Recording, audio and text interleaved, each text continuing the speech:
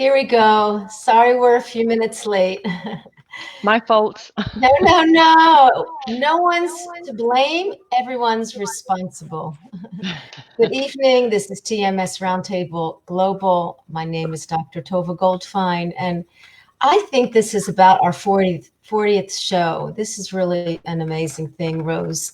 I couldn't do it without you, Rose, down there in Melbourne, Australia. Good morning.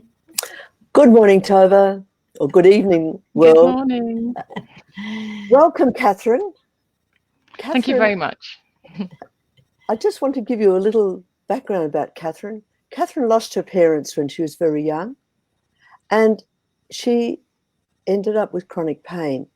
Now, we're just going to ask her about the incidences in her childhood that created her grief, and then maybe she'll talk about how she dealt with the chronic pain as an adult.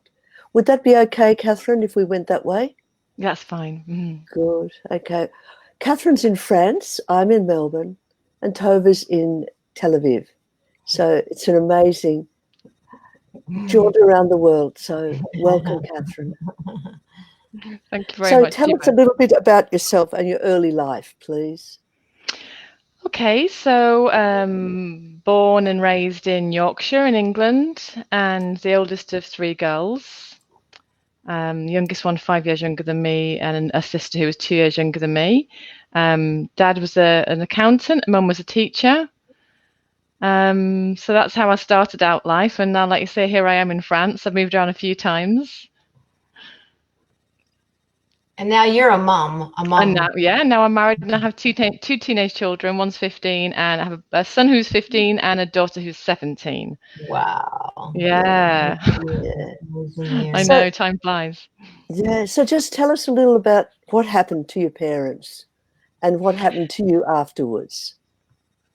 Okay, so there's a quite a gap between the death of both my parents, but my father died when I was 14. And it was Christmas 1987, and we'd all had a pretty good Christmas, and his mum was visiting, who'd recently been widowed. She was visiting from even further north in England, and he was driving her back home on the 30th of December. He'd dropped her off, and on his way back he was in a terrible car accident and died instantly. So we got the police arrived on the doorstep, and I remember it so vividly. I think with things like that you don't ever forget. I can see it now. It's incredible, the clarity I have of standing, well, two sisters next to me saying, "Please God, let him be alive. Please God, let him be alive." And I said that. I can't remember how many times I said that, and I tried to tell myself, "Let me have a broken leg. I can deal with a broken leg," and I was just going over and over in my head, and my sisters were saying to me, what's going on, because I was the oldest of these three girls. And then we were invited downstairs, and we were told that his car had overturned, and he died instantly, which was the only comfort really, in that apparently there'd been a doctor on the scene and there was absolutely nothing that they could have done for him. But it was a huge shock, and I was very close to my dad. I loved him dearly, and he was everything to me. So, I mean, if you think about it, that really shaped my life and really changed my life that night. It would have, yeah. So again, you then lost your mother, didn't you? I did, yeah. And I was reading about sort of frozen grief, they call it, and delayed grief, and I realised that at the time I wasn't able to grieve at all, because I sort of felt responsible for my two younger sisters. And very shortly after that, my mum was diagnosed with osteoporosis, and she was always suffering with her back. And then very shortly after that, she was then diagnosed as having liver cirrhosis, because she'd just a couple of childhood illnesses that she'd had that weakened her liver, because she wasn't a drinker, and that was one of the things that annoyed her, was that people would assume that she had a problem with drink and that kind of thing. But that's the whole of the story. But she quickly went downhill. I suppose the shock really exacerbated the problem for her. And I remember around about the time I was 16 at sixth form college, she was in and out of comas She was so unwell and on the list for a liver transplant. Wow. So yeah, I didn't really get a chance to grieve my dad because my mum was a school teacher as well, and so it was straight back into school for us. I think we didn't take any time off school, and that was kind of expected of us. And then she very quickly got ill, and we were told that she'd have 2 years to live. And as it turned out, when they operated on her, they said she would have had a couple of months, if that. So I was sort of in the house on our own for a while as well. While she was in and out of hospital, there was no arrangement for anyone to sort of take care of us. So I was essentially, I felt like the parent for a while. Yeah. For anyone watching at the moment and hearing Catherine's story, and has got a similar story, Tova has put up Speaking Grief on our page. So it would be a good idea, because there are many people that have ended up being terribly responsible for their families through loss. Now, no one, you said, Catherine, nobody was there. There was no arrangement with an auntie or uncle or anyone to take care of you. So what did you do? Yeah, so my dad only had one brother, and he'd emigrated to Canada. And then my grandma was too far away and quite elderly, so she couldn't really help. My granny and granddad, it's funny when you think back, trying to remember all the details, but nobody came to live with us, and my mum didn't have any brothers or sisters, so we were really quite a small family. And so for a while, we managed on our own. There was a dear friend of my mum's who helped out. She was absolutely wonderful, but my sister and I were talking about it not just recently. We seem to recall being on our own in the house quite a few months. And then at some point, my mum's cousin came to live with us with her husband for a little bit to help out. But it was very odd for us because we hadn't ever lived with them and we weren't really all that close to them. But it was incredibly good of them to come and do that. But it didn't feel right. And so we tried to deal with things ourselves. And then when I was 17 and got my driving license, I would just be chasing the ambulance all the way to the hospital on several occasions while she would be going into these comas that she would stay in for several days at a time. So it was, it was a really traumatic time. But at the time, we just got on because you had to. And she, say she was a school teacher and she expected us to do well at school. So there was a lot of pressure on us from her, actually. Wow. And what about the responsibility for your two younger sisters? I'd imagine that's where the chronic pain started. That sense of responsibility started creeping in, and am I going to do as good a job as my mother would?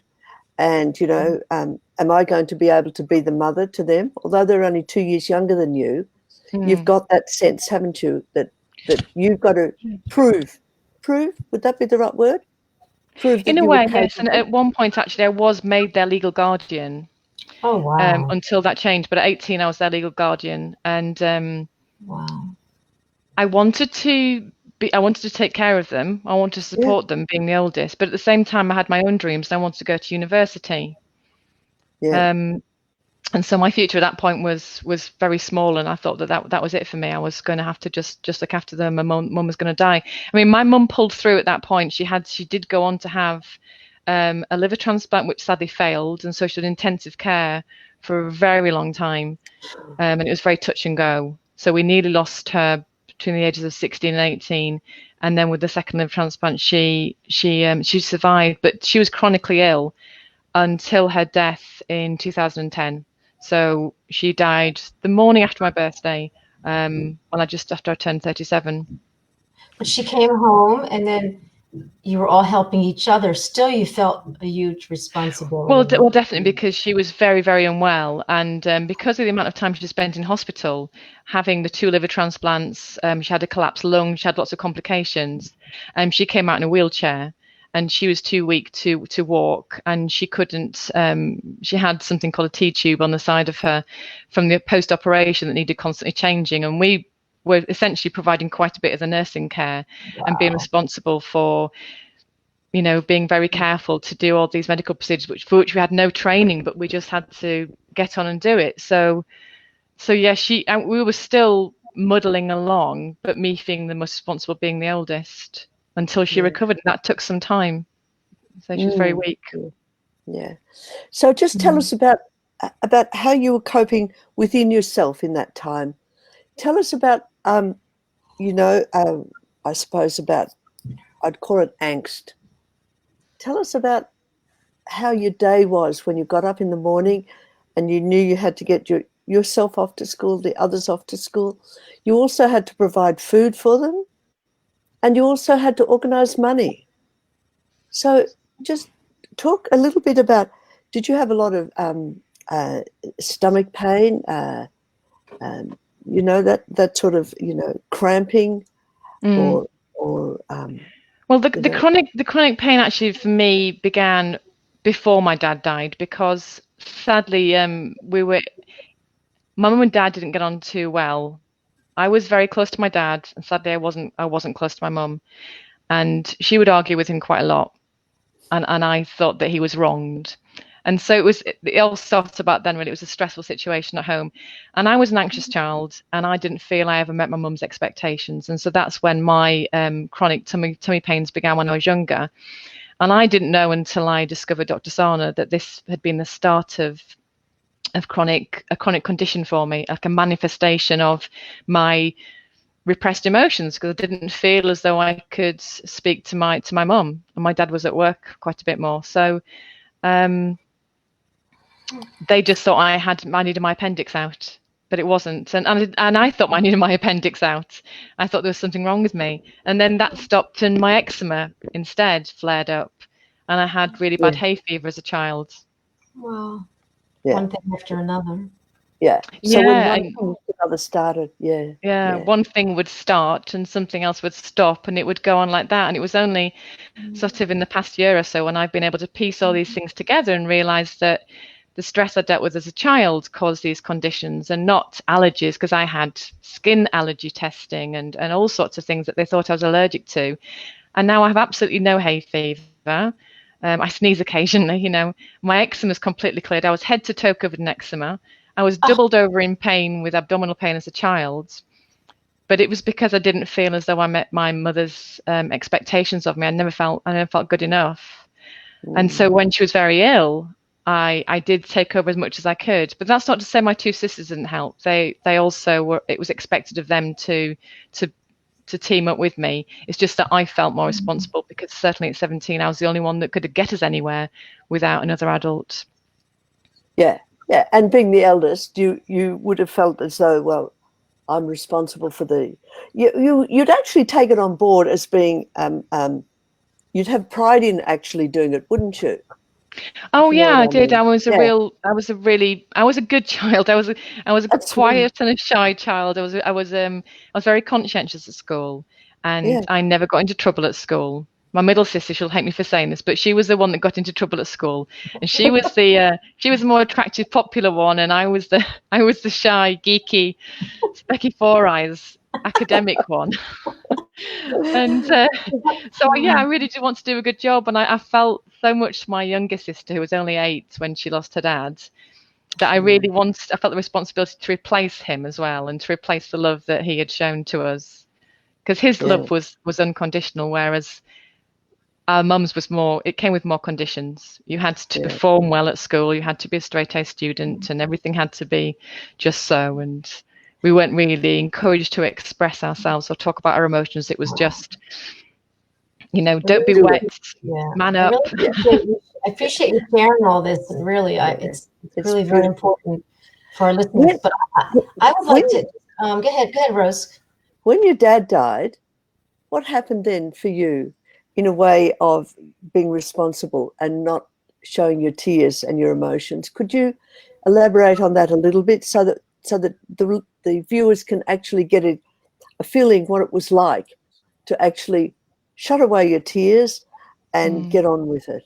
And from the story you've told us about your mother, there would be a sense of, well, get over it and get back to school. You didn't even have a grieving time at home with her.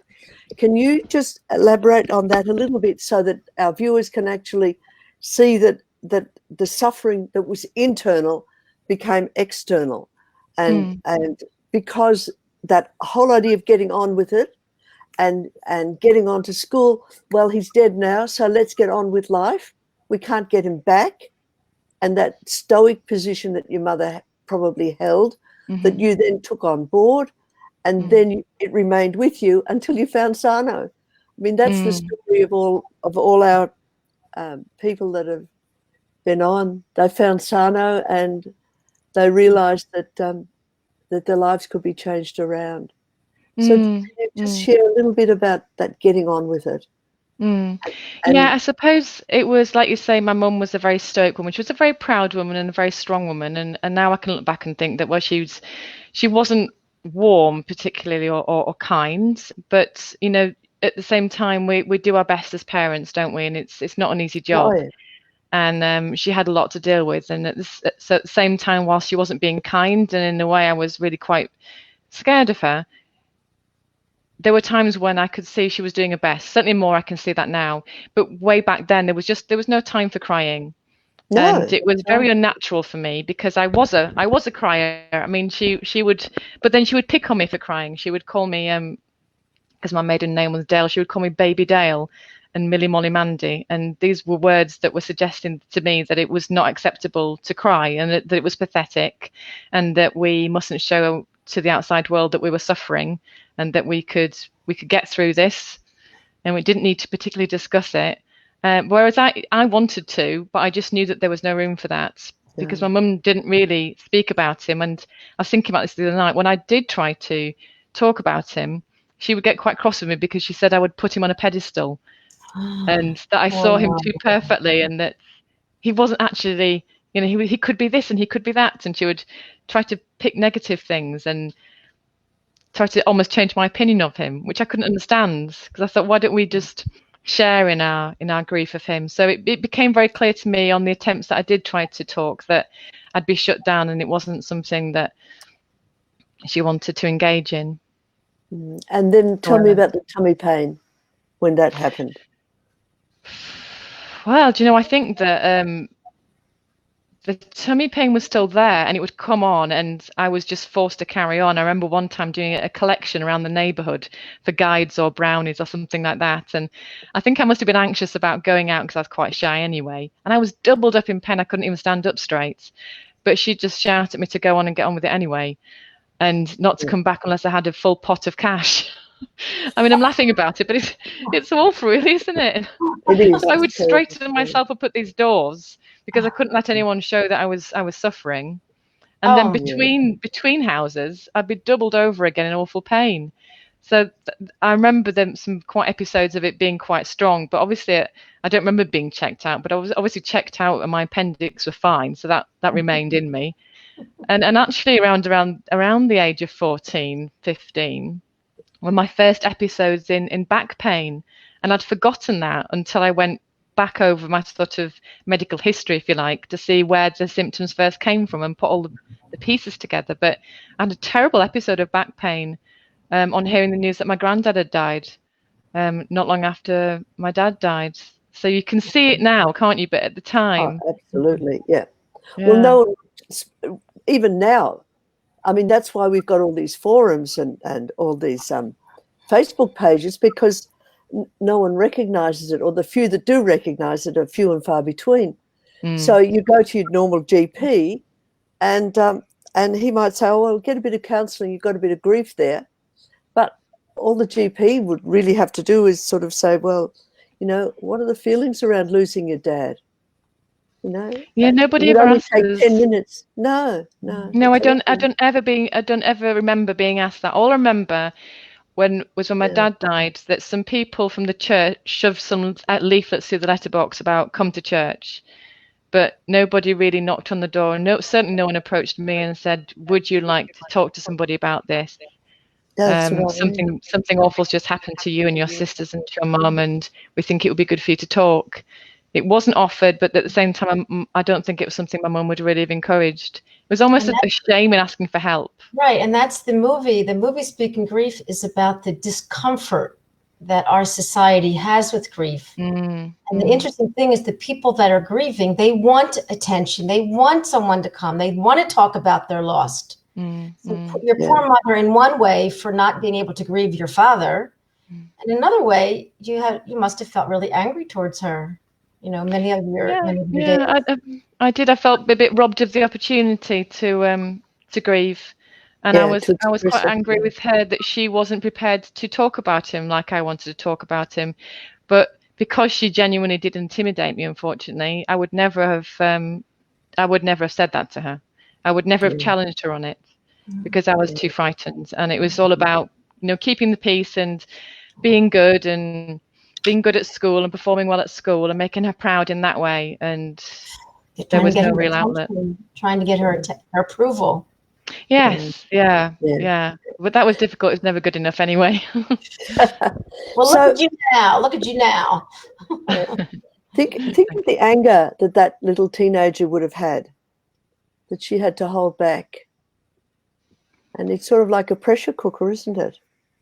Yeah. It had to come out in your skin, had to come out in your abdomen. It did. Yeah. With my sister, she would just let it out, which was far healthier. But she had her destructive ways. I hope she's not watching this. She's going to kill me. But no, but we have our own ways of expressing these things, and I absolutely didn't express it. I internalized it all. And I think the only time I expressed anger as a child was when I drove over to my first boyfriend's house, listening to Nirvana on full blast and trying to sing along to it. And that's when I discovered that music was a bit of an outlet. And if I played loud music, that might help. But I wouldn't dare do that at home because I get into trouble. Right. But yeah, no, I completely repressed it. I held it down to be good for years and years and years. So interesting. Well, in a way, you just didn't repress your anger. You repressed your rage, but you also repressed your love, didn't you? And at the bottom of the story is that you love completely. And as a child, you always look up to your parents, no matter what sort of parents they are, and you love them unconditionally. But of course, as adults, we don't always love unconditionally. So you would have had to hold back your love and your grief and your sorrow. So, like we talk about holding back our anger, but it's more about repressing everything, because everything becomes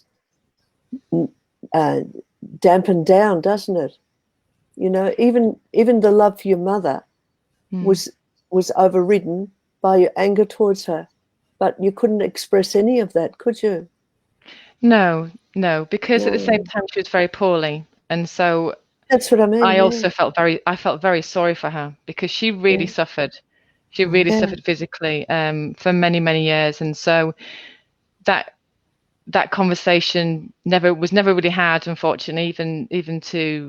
Even when she died, we managed to reconcile a little bit on our differences, but I was still very reticent about what I would discuss with her, because I still, like you say, you love your parents and you want to just be loved by them.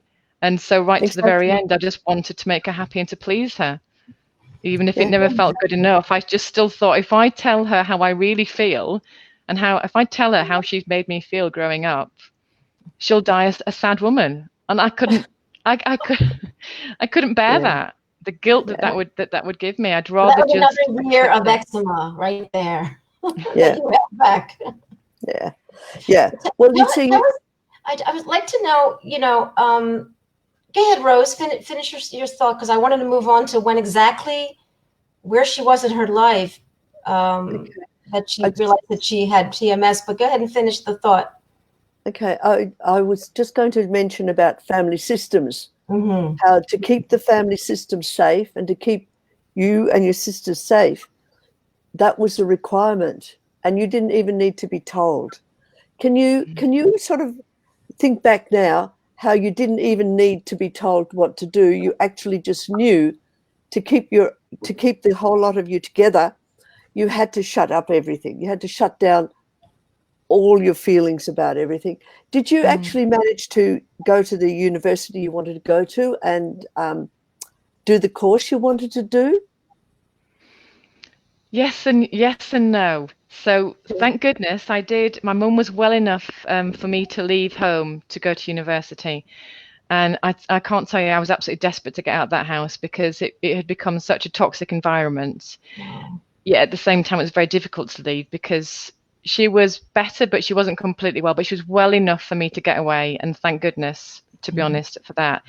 But she had always sort of dictated to me what subjects I would study at school, and again, I never dared say no. So I ended up studying subjects that I wouldn't necessarily have chosen if I felt that I'd been encouraged to make my own choices. But so I did French and German joint honours, and I got a 2-1, and I did very well because that, that was expected of me, and I was a hard worker, I was a conscientious child, and I wanted to do well, and I wanted to show her that I could get the good graduate job and all this kind of thing. I still had fun. At university, but I didn't really come into my own until I would say my late 20s, early 30s, when I settled down to have my own family. Up to that point, I was still a child wanting to be an adult and wanting to have my wings, so to speak. Were you dealing with TMS the whole time? The whole time you were dealing with TMS? In various forms. There were periods where I had less of it, but there was always the eczema. There was always the hay fever. But the stomachache and the back pain had calmed down over that point. And I suppose it was because I had a touch of freedom.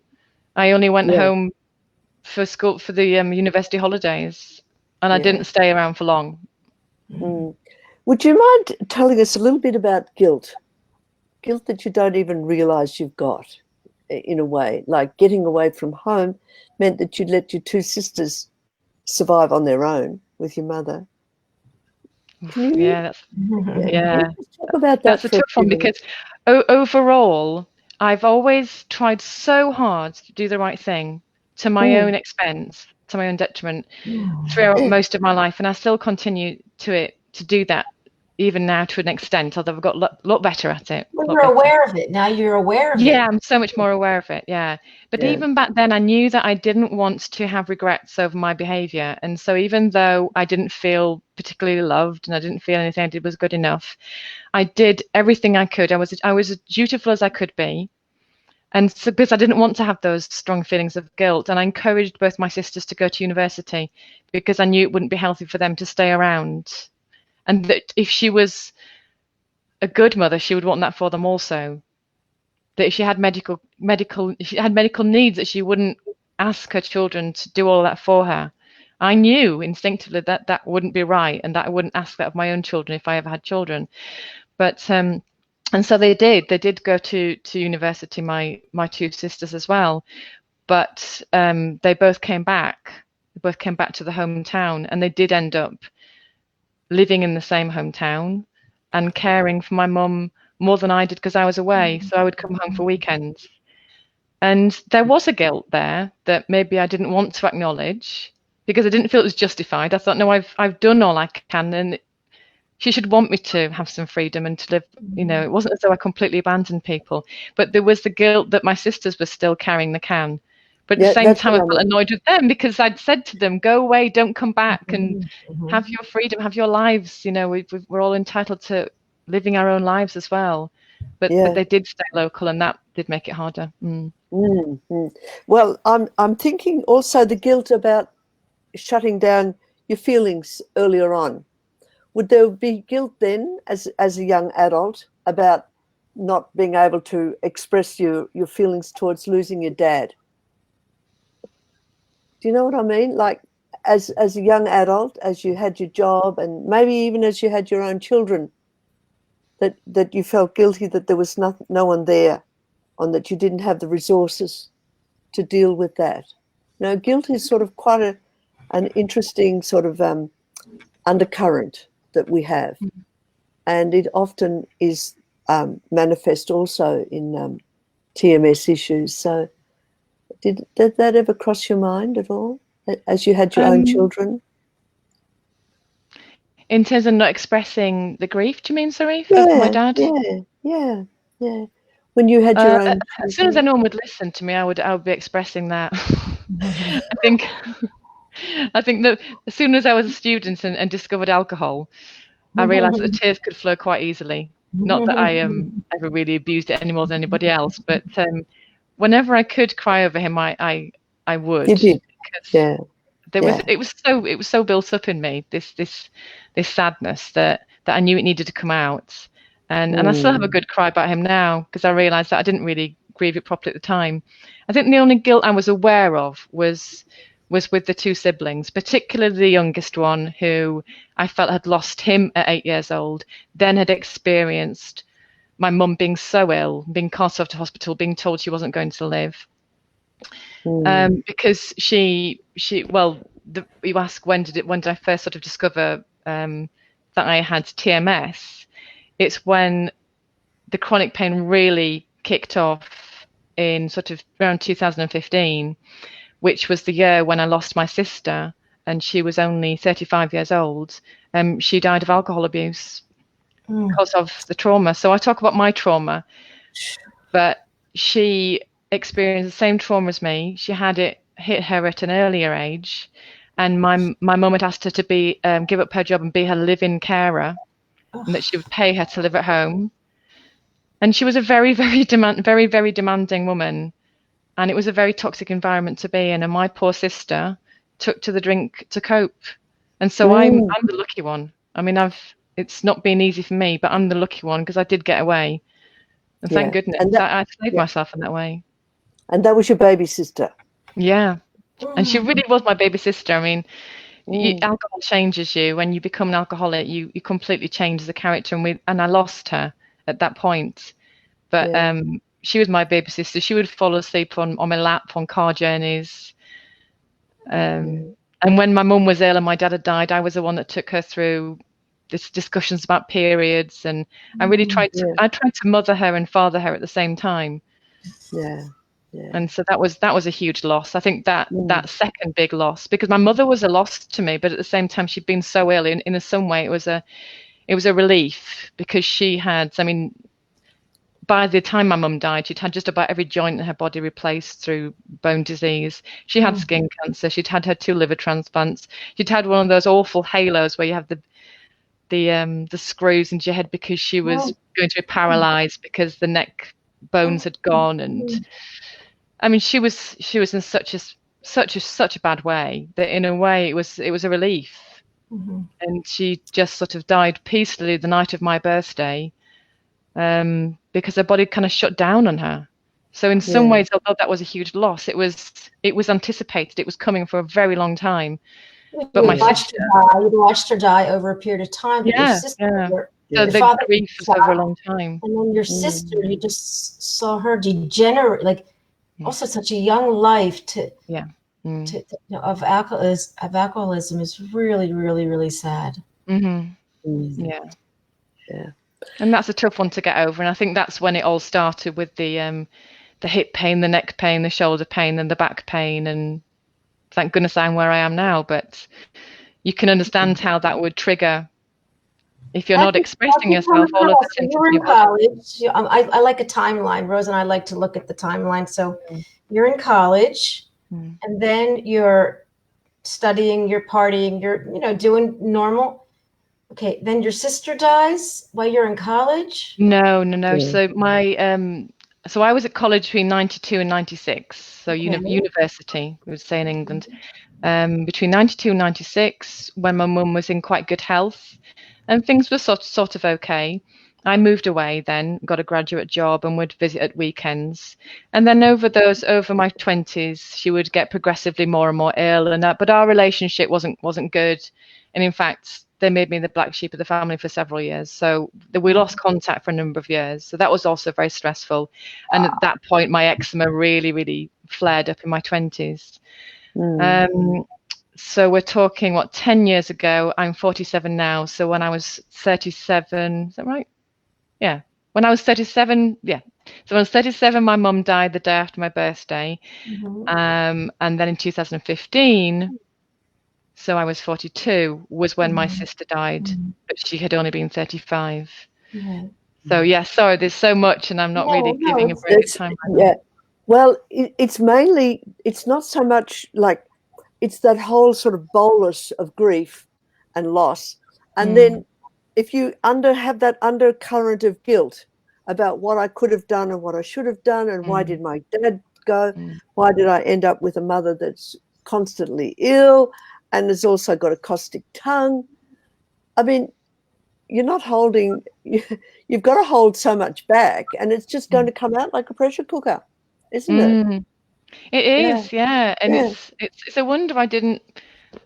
It's quite a miracle actually that I didn't take to, because I was reading about grief earlier today and how it can manifest, especially when it's frozen, delayed grief, and how it can so easily leads to addictions, and as it did in the case of my sister, gambling, drink problems, drug problems, and I didn't have that. Like I said, I drank pints of cider at university like the rest of the hockey team, and I partied, I enjoyed myself, I let loose for a bit, it did me good, but I didn't develop any serious addictions like that, and it's a bloody miracle actually. But then, like you say, it stayed as is it Bessel van der Kolk in his book, The Body Keeps the Score. The body kept the score of everything that I dealt with, and then it just started to erupt. So, at what point did you find? Who led you? What led you? At what point did you think? Did you go to doctors and get many diagnoses but didn't get better? I suppose that story's been mostly in the past sort of 5 years since the death of my sister, when I got really bad hip pain. And so I did what everyone does, and I went to the doctor, and the doctor said what most doctors said, and he said, "You've got arthritis." So it was just, they barely looked at me. They just said, "It must be arthritis." I had a few x-rays. You had something your mother had that's frightening you? Well, when they said arthritis, I started thinking osteoporosis, and that's what Mum had. And so definitely, without me quite realizing at the time, there was definitely sort of a health anxiety of, oh my God, it's my turn now to get ill. Yeah. I know what that looks like. It's months of intensive care, and it's traumatic, it's horrific, it's life stopping, it's lonely, it's frightening. And I suppose I thought, oh gosh, is that for me? So there would have been perhaps an inflated anxiety over what that meant. But at the same time, an annoyance, because I think I've told you before that I'm a runner, and that's the big stress buster for me. So I was irritated as well. I was annoyed about it because that meant I couldn't run, and they were telling me, "Oh, it's all the running you've been doing. It's essentially your own fault. You should stop running, and then you'll probably manage, but you probably need a hip replacement at some point, and it might not be long." And then the same with I had shoulder tendonitis for months, and that was stress. Now looking back, I had neck pain that was diagnosed as arthritis, and then I was reminded that I had scoliosis because they picked that up. I had all sorts. I had flat back syndrome, scoliosis. So I was flat in one area, curved in another area. Yeah, all these kinks and things that clearly had been there all the years, and it reminded me. Wasn't I told I had scoliosis as a teenager, but nothing got done about it? Yeah, exactly. Scoliosis doesn't cause pain. Scoliosis is the body adapts to it. Yeah. Wow. So go ahead. What else? So so I had the arthritis in the neck and the back and in the hips. So it was the shoulder that came first, then the neck. But you went to doctors. You went to many doctors because you thought something was physically wrong. Did you? Sorry? Did you think something was physically wrong? Completely, yeah. I didn't think for a moment it had anything to do with emotions. So I just put you in touch with Sarno. Sorry? How did you find Sarno? How did I find it? Well, on a podcast, because last year I had a couple of periods of, I was training for an ultramarathon last year because I love my running, and I just fancied doing that one time just to prove I could do it. And so I quit drinking mainly for the training, and I had a couple of periods of 4.5 months of not drinking alcohol. Felt really great for it, and started following some of these alcohol-free podcasts and things like that. And I discovered Annie Grace I think she's called The Naked Mind, is it? She does. Anyway, she was talking about this chronic back pain she'd suffered, and that she'd read a book that had changed her life and got her away from chronic pain. So I paused the podcast, wrote down Healing Back Pain by Dr. John Sarno, and I thought, I've got to get that book. If it works for her, it could work for me. And so it was through her. Now I've gone back to drinking, just socially. I'm not, I think my sister and I was panicked that, gosh, we're going to let it get out of control like our poor sister. But I think we're too scared of that ever happening for that ever to happen. And so I do enjoy a glass of wine or so now and then. But But yeah, it was through Annie Grace on a podcast, and that was it. And then it was straight down the rabbit hole of how many more books has he written, and who else is doing this now. And I mean, I've got a whole shelf behind me of books I still haven't managed to get through. And I just immersed myself in it. You were able to get the concept, understand your repressed feelings, connect the brain being in fight or flight, that the pain was a message, the messenger, and there was a message. And how easy or hard was it for you to evolve? Well, I think I remember Danny Fagan saying one time about, oh, you read my autobiography. And it was somebody was commenting on one of Dr. Sarno's books, and I thought that's how I felt. It was like that's me on every page. So It wasn't so much the physiological side of it that I connected with first. It was more the TMS personality, and I thought stoic, conscientious, goodist, people pleaser, very much. I was reading through it, and I was reading something back to my husband. Listen to this. This is me. And so I just really the character traits he was mentioning really resonated with me, and because I was so convinced that he was writing about me, I thought I was then prepared to read and understand the rest of it. But that took longer to come, because then I started to get frustrated with, well, I've read the book, why haven't I had the book here? Why aren't I okay now? Because I'm very sort of results driven, and I have to be the best, and I have to do it now, and I have to get the A grade, and I wasn't getting the A star at the end of it. Viewers and listeners, listen to what she just said. Say it again in a louder voice. It's never enough. I'm never enough. It's the core. It's at the core of so many things, that feeling of I'm not good enough. Yeah. That's certainly a big thing for me, and I think it's for a lot of people who suffer from TMS, and then always people pleasing and always wanting to do their best and be their best, and when you don't get that book cure or you don't get the immediate recovery, you think, what am I doing wrong? What's wrong with me? Where am I failing? Okay, and you also see yourself as flawed. That you've got an intrinsic flaw in you that will never get better. And I'm the one person who's never going to recover. But I'm different. Yeah. My pain's different, And look what Colette just said, trying to heal prevents healing. Yeah. Colette and I did trying too hard. I was trying too hard to heal, putting pressure on myself to heal, giving myself timelines. Well, if they recovered in a week, why can't I recover in a week? Or they recovered in 2 weeks, or however long it took. Why aren't I there yet? So that's putting that pressure on myself as well. When did you realize it was a journey for the rest of your life? I didn't want to think of it that way. It took a while. I listened to a few audiobooks, David Hanscom, David Clark, and various books, and it took a while for me to realize that these people were saying that it wasn't necessarily something that you could get better from, and that they would always be in remission, that you could have flare-ups, and it took. I didn't want to accept that. First of all, I wanted to think I'm going to be fine and I'm never going to experience pain again. Of course, that's part of being human, isn't it? Mm-hmm. I love it.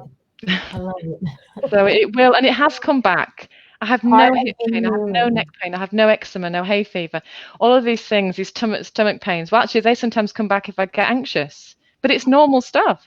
What a beautiful message. What a beautiful, hey, I want attention. Talk to me. Give me some self-compassion. Absolutely. It's that Rumi quote that I love. The pains, these pains we feel are messengers. Listen to them. Yeah. And now I do. Now it's my scorecard, my report card of, if I'm in pain, I'm not looking after myself. It's no longer I'm not doing something right, I'm failing. It's more, what are you doing that's not looking after you? So what boundaries have been overstepped here? And are you pleasing people? Are you saying yes to too many things when actually you want to say no? It's things like that I'm able to question that I just couldn't do before. Rose and I just wrote a blog about that. You're in a situation that you don't want to be, and you have to be. How do you there's a way to calm the brain even when you're in a situation that you don't want to be. It's partly responding to the situation. Okay, I'm here. I really don't want to be here. I've got some time to deal with this. I really can handle it, and I'm going to be out of here when I can, and I'm going to be okay. It's a beautiful concept. And right, Rose? What a great, beautiful way you're talking about it, Catherine. Yeah.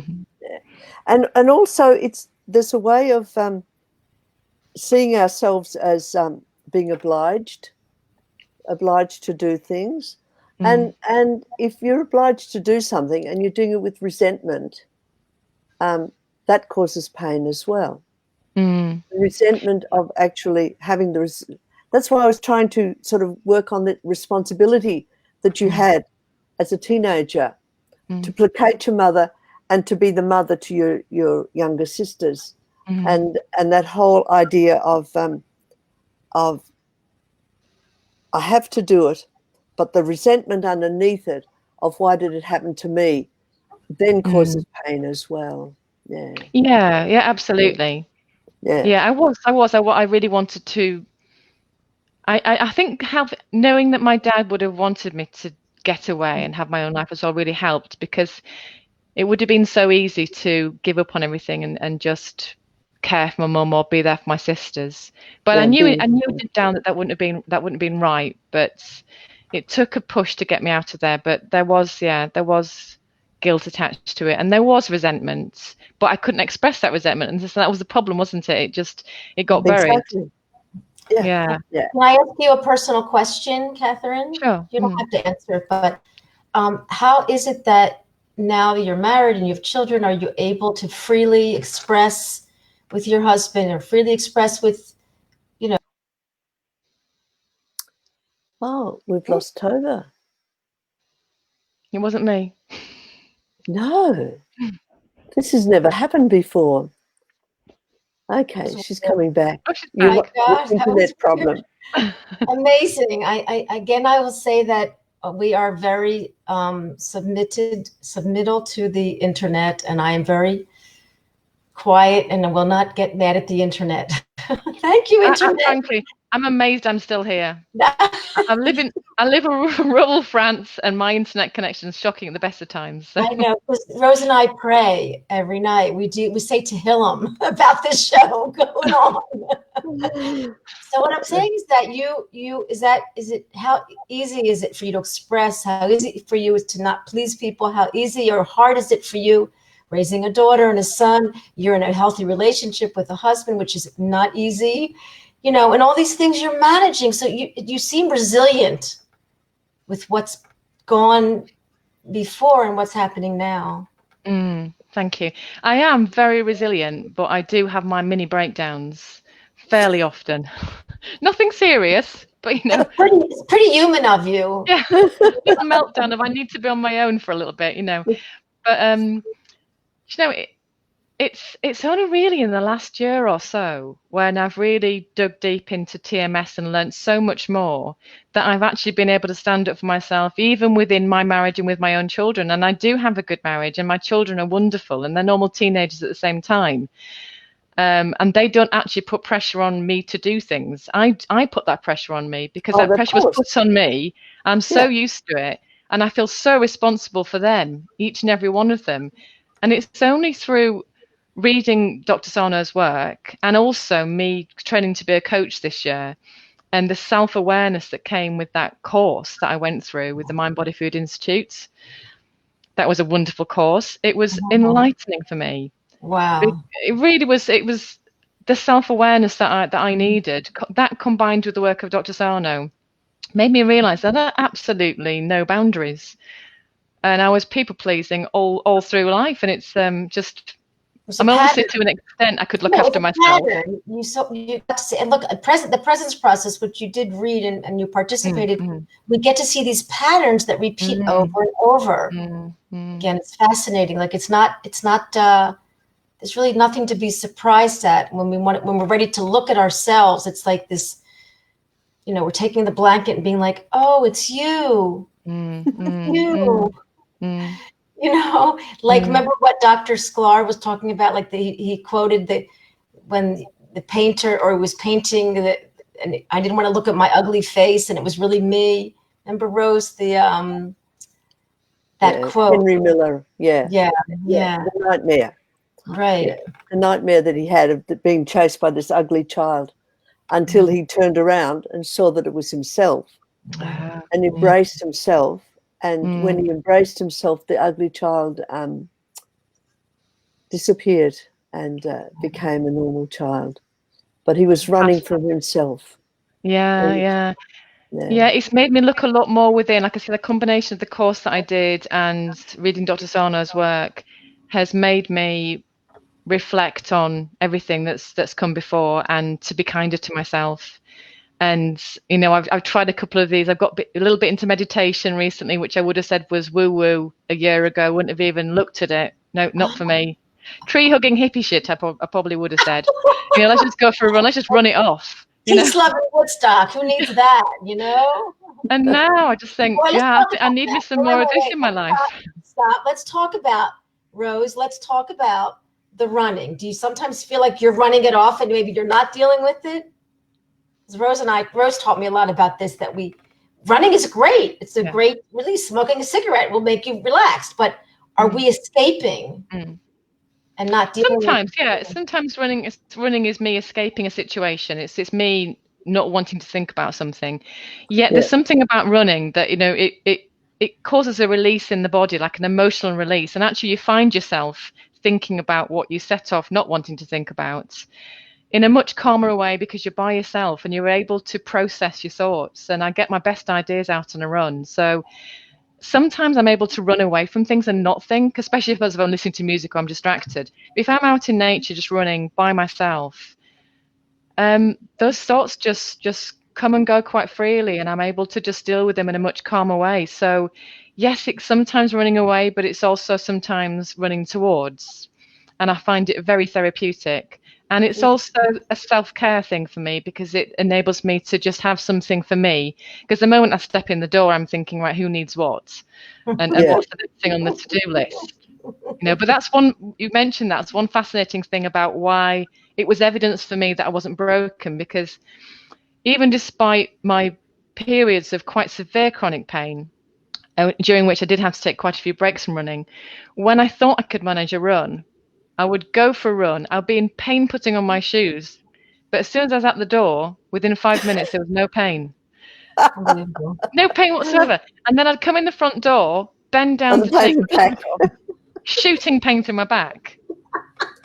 Yeah. And so for a while I was, it's that thing, I'm not bending right. I need to bend by the knees. I used to be a personal trainer. We always used to teach bend by the knees, squat in a certain way, protect the back.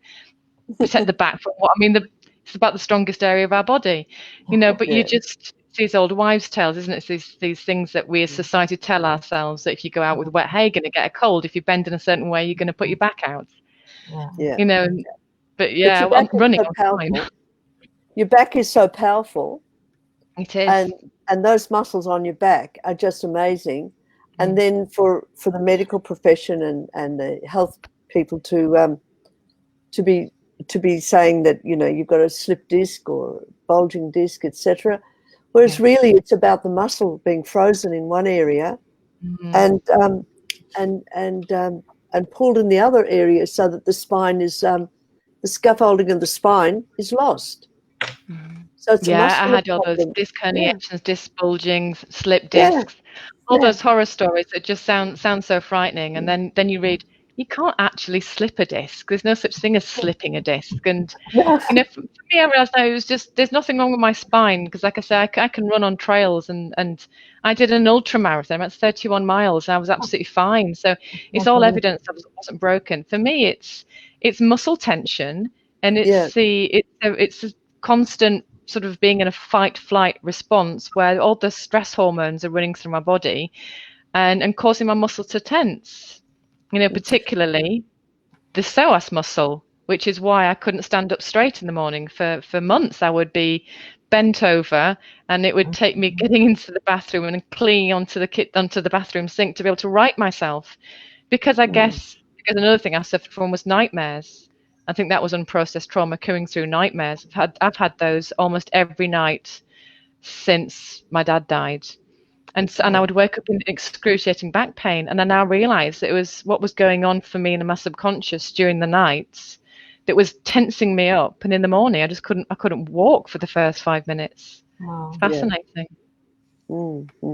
And you see that your mother's osteoporosis was actually not, it was also a anxiety problem. Well, now I do. I mean, the number of illnesses she suffered with, I don't think there was very much she didn't go through, actually. She really did suffer. And I guess a lot of it you would attribute to grief and to her own unexpressed emotions. She was a very poorly lady. And so much of it must have been stress-induced, and call it TMS, but yeah, definitely. So here's a question from Sophia. She's asking, tense muscles are the result of TMS, not the cause. What's your view on that, Catherine? The result, not the cause. Well, I think that as the stress response that we, when we're running from a threat, something that we're fearful, it's not the tiger anymore, is it? It's the boss, it's the mum, it's the situation.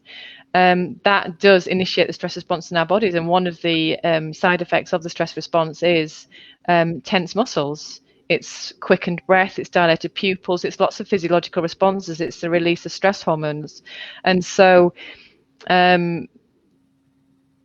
it's chicken and egg.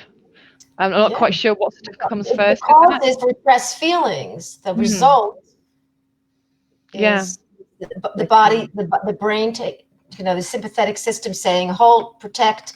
The body says, all right, take blood from here. It diverts blood. I mean, I think that's the reason why I've always suffered, actually, for that. I didn't mention this, but for the past 10, 20 years, I was diagnosed with Raynaud's disease in my hands and my feet. So I get very numb hands and feet because I think I'm okay now, but was in that stress response for so long that the blood was diverting away from my extremities to go to my organs where it was needed the most to be able to get me out of a situation, because I'll be always anticipating what's the next thing, always fearful, because that's what childhood trauma can do to you, is that you're always waiting for the next bad thing to happen.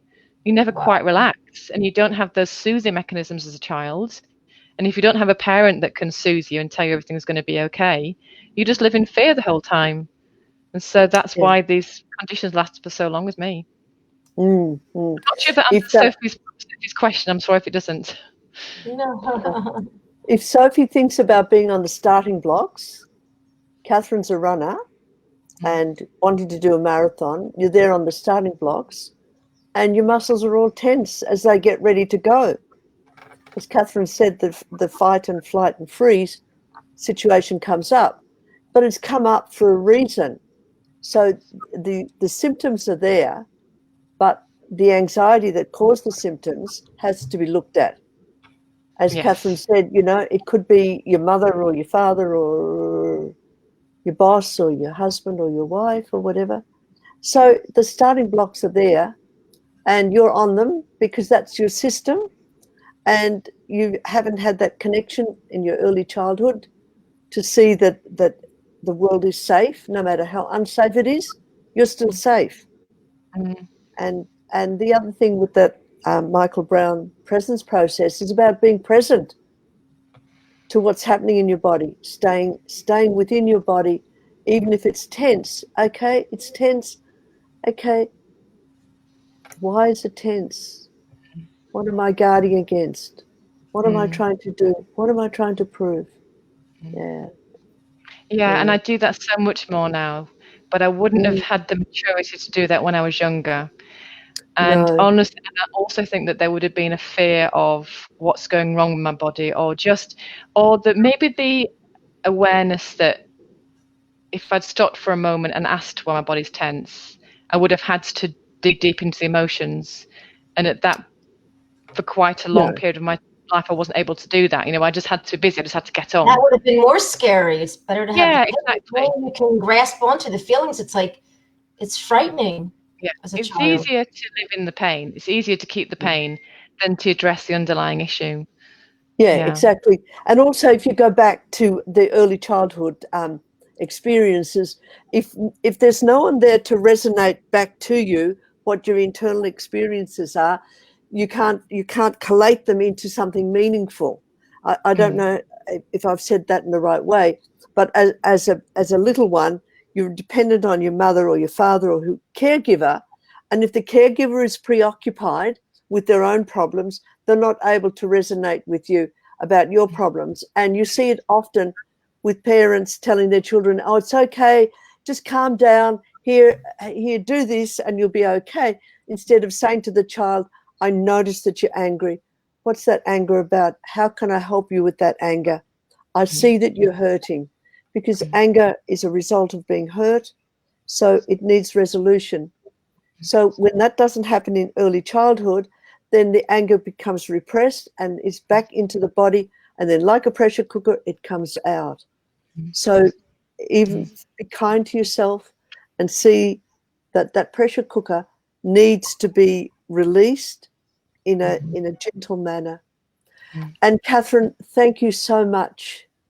I think all our calls have been comments. Rather I'm going to ask you, Catherine, to say there are people listening that I know are living with chronic pain, and so you were able to put 1 and 1 to equal 2, and you were able to manage it, coming from a very traumatic household. And I'm not measuring or counting points, but it was very traumatic. Now, it doesn't matter the trauma, not trauma, but there are people that I know are in chronic pain, reading what you're reading, doing what you're doing, feeling what you're feeling, stuffing what you're stuffing, and they're not able to get out of chronic pain. And so did you mention that you went into a therapy situation? You in therapy? No, never. Wow. Yeah, it was a pride thing when we were younger. It wasn't offered. Whoa. And then it was that lessons of you've got to be stoic, you've got to be tough. Right. You're a northern lass and all that, we don't cry. All these sort of things. No, I never went into therapy. I once tried to see a counsellor once. Yeah. I don't remember what initiated that, but she had a swishy skirt and long earrings, and she just sat there and said, well then. And then she didn't say anything to me, and I just came out more irritated. She didn't ask me any questions. I was expecting questions in a conversation, and I thought, I'm not trying that again. Okay, so you didn't I went back to work and back to exercise or whatever. Okay, so you didn't tell her you were irritated? No, because that's the key. Right. Okay, that's the key to getting better. Yeah, I know. I should have really, but she seems a sweet person and possibly a bit fragile in my eyes at that time. And I thought, no, I don't want to upset her. I just won't go back. So I didn't. I've never. No, I haven't been in therapy. But I've really advocated it now. You're a coach because you believe in therapy. But the point I want to make is, what would you say? 1 or 2 things. What would you say from your experience to Rose and I and to our viewers?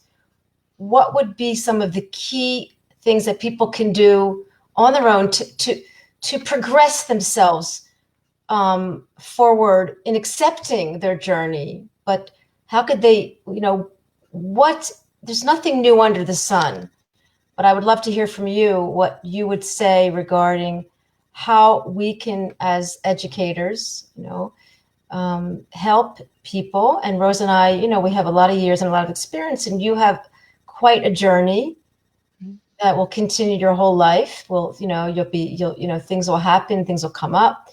But what would you suggest to our listeners? How would you frame it for them? Okay.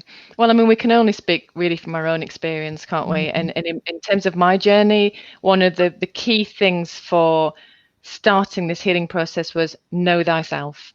Is really try to develop as much self-awareness, whatever form that takes. For me, it was learning about what are my needs and what are my values. And if I'm not living by those values, and if my core needs are not being met, there's going to be tension in my body. And it's as simple as that.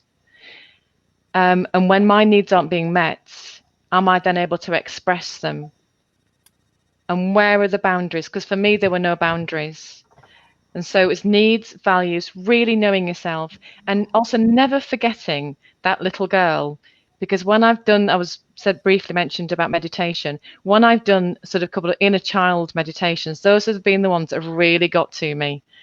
And I've just thought, my God, that poor girl trying to do her best, trying to hold things together, what she was going through, hiding in a room, not wanting to cause any more trouble for my mum because she was already going through enough, and just trying so hard. And I just wanted to give her a cuddle. So it's, don't forget that that inner child is always within us and needs nurturing. And sometimes we don't nurture that enough through whatever our life experience is. But it's remembering that she or he is there and needs love and attention, and giving yourself that and not seeing that as selfish, because if you don't put your own oxygen mask on first, you're not able to help anybody else. Yeah, well said. And don't try so hard. Yeah. Don't try so hard. Well, from my experience, if you do try hard, don't criticize yourself. don't be hard on yourself. Don't try so hard, and don't be hard on yourself if it doesn't work out. Relax a bit. Know that you're not broken. Easy enough said. Relax a bit. Yeah. Sometimes easier said than done, but exactly. I worked too hard, and then it kept me in pain for longer because I was just trying so hard to be out of it. Well, that's what Colette said. Trying to heal prevents healing. Yeah, absolutely, Colette. Yeah, and also searching prevents healing. It's sort of like keeping a wound open instead of keeping it clean. It becomes more and more open and more open to infection, if you use that metaphor. Stop searching, stop seeking. Stop. It's as bad as almost seeking the medical diagnosis that's going to tell you it's going to be okay. You know, when we go to the doctors and we tell me what it is. Oh, I've got a name to it now. It's okay, but it's not okay. And it's the same thing when we're reading the book. With crippling pain, we're like, I just pray they give me a diagnosis. It's so and then you get it, and you're like, oh, I don't want that one. Give me another one. Especially when they say you have to stop running. Oh no! So a bit of stubbornness helps. So you say to him, "You stop running. You stop what you love, Doc." Yeah, I'll take away your toys if you're going to take away mine. So no. I got annoyed then. What happened in the beginning of our show when we had some trouble with you getting on? It was just a beautiful test. I just love the way things happened. It was a beautiful test, and you were calm. You didn't yell at your son or your father. You didn't you handled it. You handled it.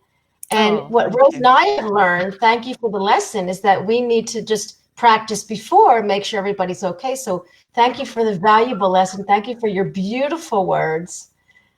Thank you very much for the opportunity to talk. I really appreciate it, and I hope that I think I was a bit nervous at the start, and I've calmed down a bit more towards the end. You know, that's only natural, but I feel as though I was going off on all sorts of tangents. But you know, I'm here because it's good to be able to talk about our journeys and to give hope to other people. And I hope that something in what I've said has resonated with somebody, and that it's given them hope, and it's taught them to be kind to themselves and just to be patient and to be loving with themselves, just as they are with everybody else, because everybody's suffering from TMS.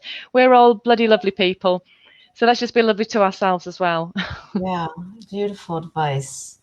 Really beautiful advice. Look what Barbara just said. Yeah, the reaction of not giving the therapist, let's just put it up on the stage. Yeah. The reaction of not giving the therapist any negative feedback because she seemed fragile is so perfect. I see that now. Well, I don't like to upset people. It wasn't as good as when I was in therapy when I was really little. My mom took me to a psychiatrist who had a closet full of games, and we played games. And I'm thinking, what did he say to me? And I'll never forget. He had dandruff all over his. He had dandruff all over. That's what I was looking at, you know. And we were playing games, and that was another method to get me to talk, as opposed to just coming out and saying, "How do you feel?" Like direct. You know, this was like an indirect. But Barbara Goldman also says you're an inspiration, which is really, really wonderful to hear. So nice, thank you. Yes. Anyone else have any questions before we say goodnight out there in our audience in internet, in virtual land? So we had some nice questions. People also are interacting and sort of what's happens. I see. Yeah, I was concentrating on the screen, trying to stay. I'm trying to stay central because I know I keep moving. But I've noticed a few comments, and thank you to everybody who's watched and who's made comments. I really appreciate that. Yeah, wonderful. Do you like Susie's comment? Oh, Susie's comment was great. The first comment, it's British. This upper lip culture is so paralyzing. Yeah. Oh, it is. It's not healthy, is it? No, we should let it out more. And actually, now with all the training that I've done and the journey that I've gone through, I'm so passionate about mental health now, and that's what I really want to get into. I'm looking at roles to work in mental health now because, unrepressed emotions and grief that we hold on to and don't express, it comes through the body in so many ways. Yeah, but you have to accept your culture, the culture you grew up in. Yes. Is different. Is their culture. You have to almost accept it as opposed to fighting it. That's another. Yeah, don't fight it, but notice it. Notice it, and notice that there is another way as well, and we're all individuals and we express ourselves in different ways, and being open to that rather than, because there's so much stigma attached to mental health, or discussing our feelings, and that's one of the reasons why I held it in for so long, because it's not seemly, is it? It's so much easier to say I've got stomachache than I'm feeling very anxious, and it shouldn't be that way. So that's why I'm really promoting and talking about how we feel now, and being there for one another, because it's, chronic pain is a disease in itself, and it needs to be treated as such, and not some failure from some other diagnosis or passing people around. There are solutions to this, and we really need to get the message out there about the mind-body connection. There's no way of separating the mind from the body, and we have to look after both to be well. Yeah. Good. That's true. Beautiful. Okay, well, some of you guys need to go to bed, and some of us need to start our working day. What was that? Rose is always available. If anyone else has any questions, you can. Yeah, exactly. I'll respond on the internet. Yeah, or you can call me anyway. My phone number's there. Right. Yeah. Can I just say one more thing? Yes. Yeah, all means. Thank you. Because I've been studying adverse childhood experiences, the ACE scores. And they can seem a little bit terrifying, so it's worth just sort of reading up a bit about them. What does it all mean? But I remember, I think it was Dave Clark, one of the great TMS practitioners, saying that when you are someone who suffered a trauma through your childhood or through your adult life or at any point in your life, and you've come through that because it's tough, see yourself as a hero, because it's so easy to see yourself as a victim and to keep that victim mindset and let it hold you back. But anybody who's been through this, they're heroes, and they need to know that, and they need to see the value in themselves. It's so true. That's easy enough said, though. Yeah, and it takes time. It takes time, but if we can talk about it, if we can open up to whoever it is, whether it's your husband, your partner, your friend, there's going to be someone who's. I mean, look, you're there to listen. I'm there to listen, and I'd talk to anybody. There's no judgment. It's so important, I think, isn't it, to say how we feel. And I know it's not easy because I've been there myself, but we're heroes if we've been through this and we've come out the other side. Exactly. Well, Wiedersehen. Auf Wiedersehen. And thank you. I can't. What's it in French? I can't remember. Au revoir.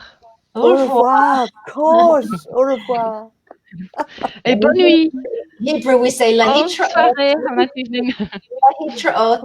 See you later. Shalom, peace, and goodbye. And you'll come back again. You'll come visit again. We'll meet you again. They're thrilled to have you on our show. And good night. Thank you so much for inviting me. And the best of health to everybody out there. We'll see you next week. Bye. Goodbye. Bye.